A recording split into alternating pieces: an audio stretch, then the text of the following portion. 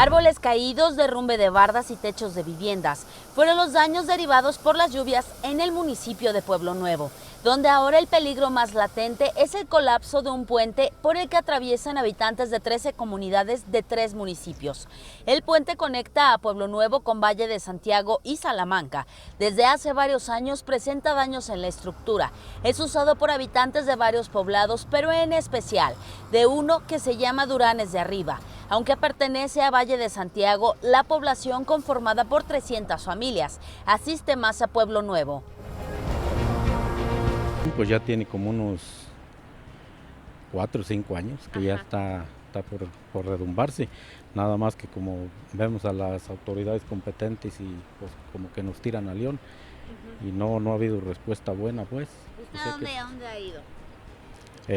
Aquí en el municipio de Pueblo Nuevo, he ido a Celaya, como le comentaba pues, hice una solicitud y sí me la recibieron por bien recibida, pero pues resulta de que hasta hoy día no ha habido respuesta y eso fue desde el año pasado.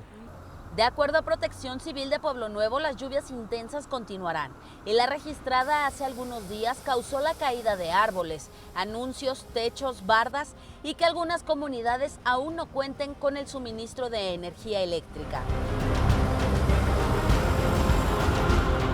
Creo que debemos estar muy al pendiente, ¿verdad?, por las lluvias que según se avecinan muy fuertes, ¿verdad? Vamos a estar al pendiente cualquier situación que ellos consideren grave, pues estamos a la orden aquí en Protección Civil, Presidencia Municipal, ¿verdad? Bueno, pues, es una cosa que la Presidenta Municipal tiene una gran inquietud por todo esto, porque es una responsabilidad.